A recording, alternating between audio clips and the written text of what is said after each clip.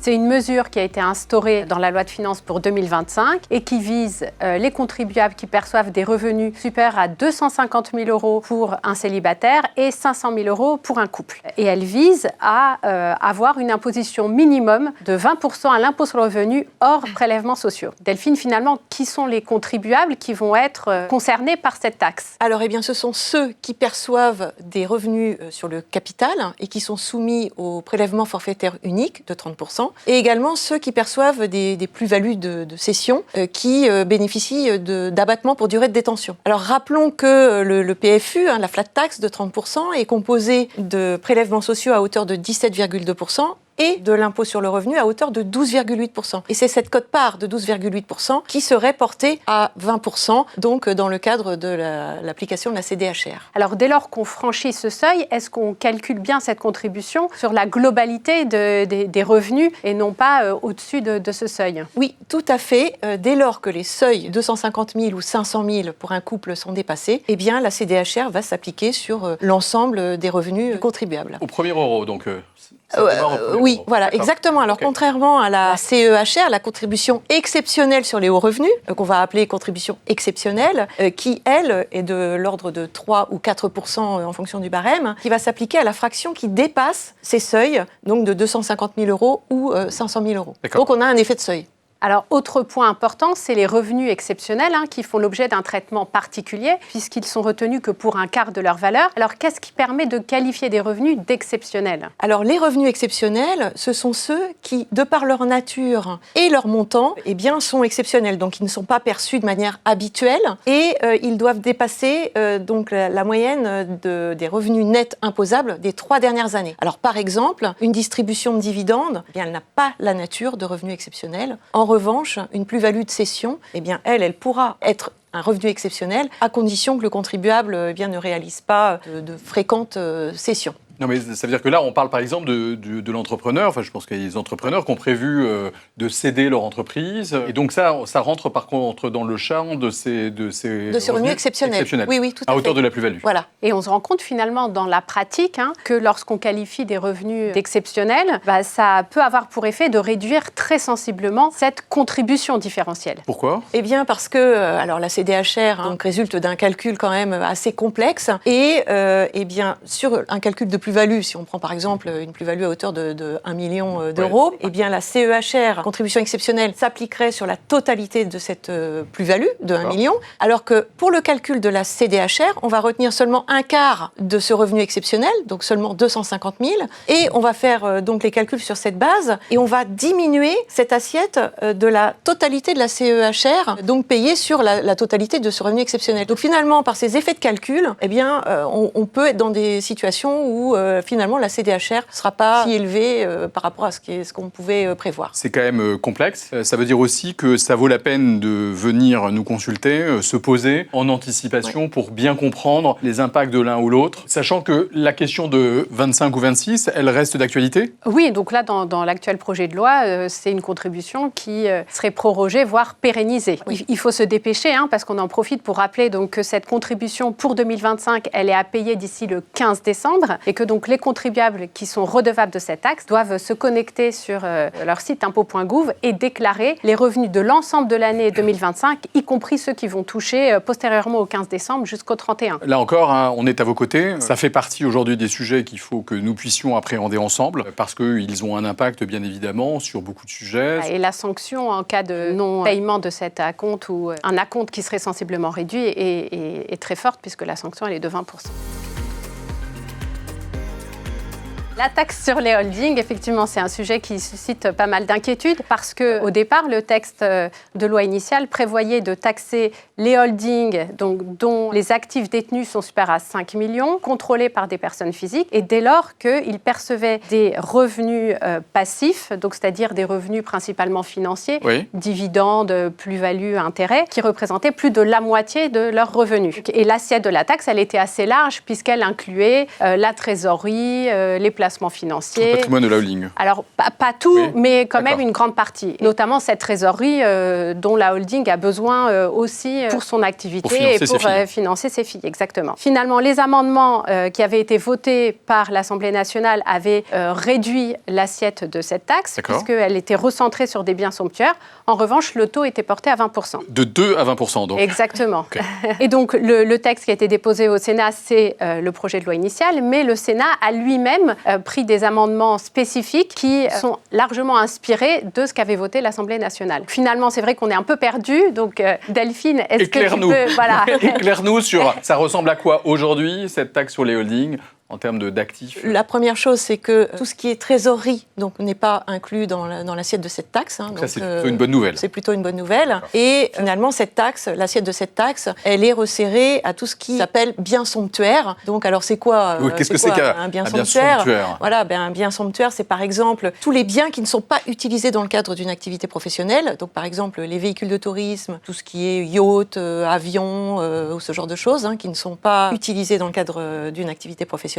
Également les œuvres d'art qui ne sont pas exposées dans des salles visibles du public.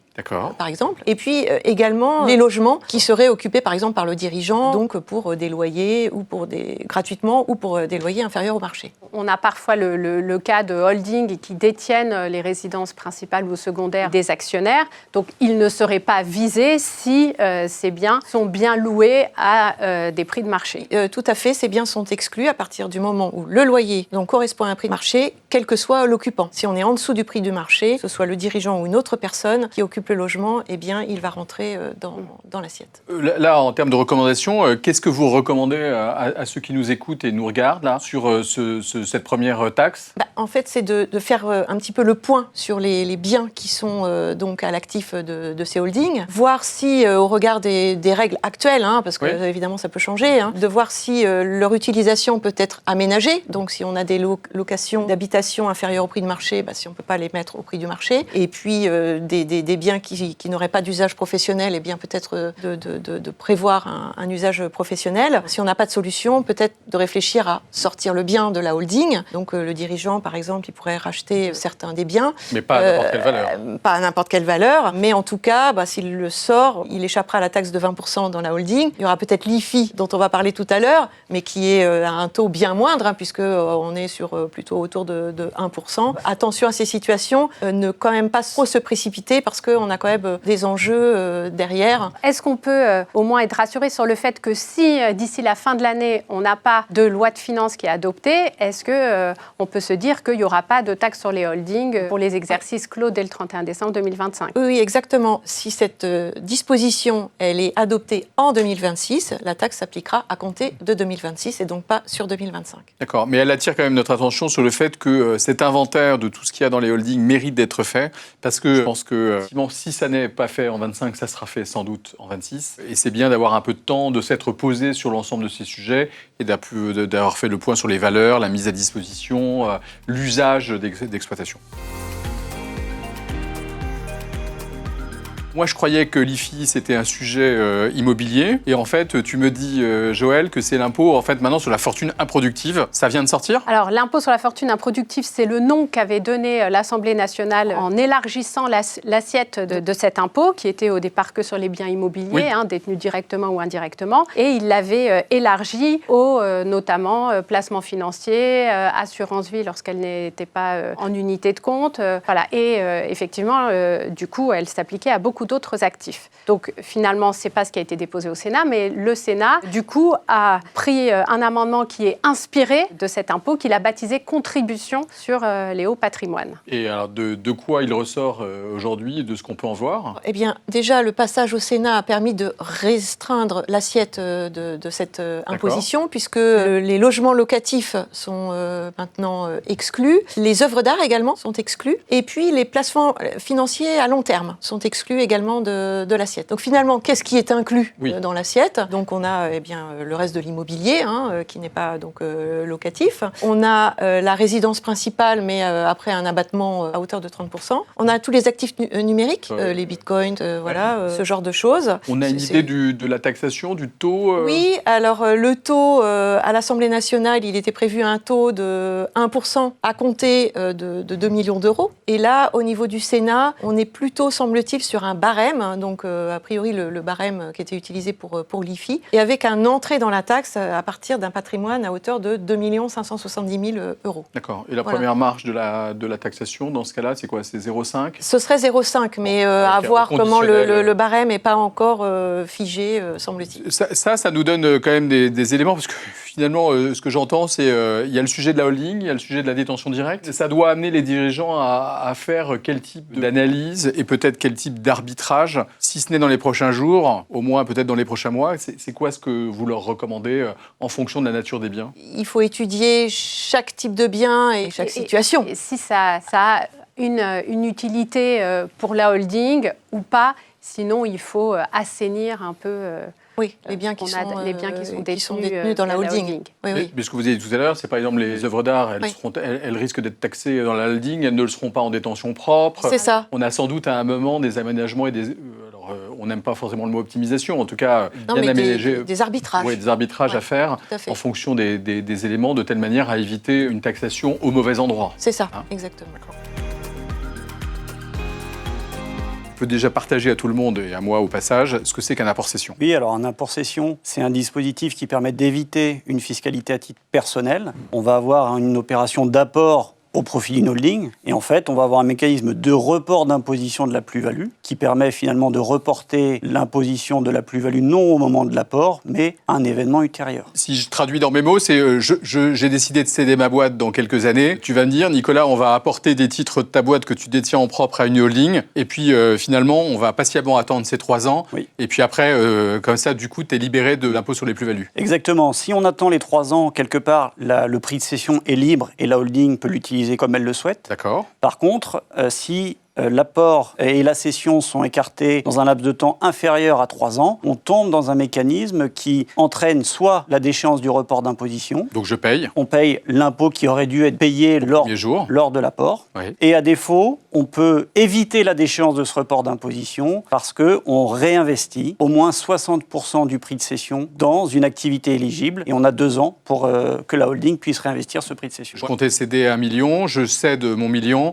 Par contre, je rachète tout de suite des titres d'une autre boîte à hauteur de 700 000, c'est bon. Exactement. Okay. Qu'est-ce qui change? Alors, je comprends que ça, c'est le dispositif actuel. Qu'est-ce qui change? Effectivement. Alors, ce qui change, c'est, en termes de réinvestissement, c'est à la fois le taux et la durée. Sur le taux, aujourd'hui, c'était 60% du prix de cession qui devait être réinvesti par la holding. La loi de finances, en tout cas dans les discussions qui sont à l'heure actuelle, passerait de 60 à 70. On était même allé jusqu'à 80 dans les débats devant l'Assemblée nationale. Et là où, jusqu'à présent, le réinvestissement était considéré comme acquis au bout d'1 an, il passerait d'un réinvestissement à 5 années. D'accord. Donc on revient sur des notions de moyen terme, sur les investissements successifs du dirigeant. Exactement. Il y a un autre durcissement dans le mécanisme, c'est que qu'est-ce qu'une activité éligible au réinvestissement ?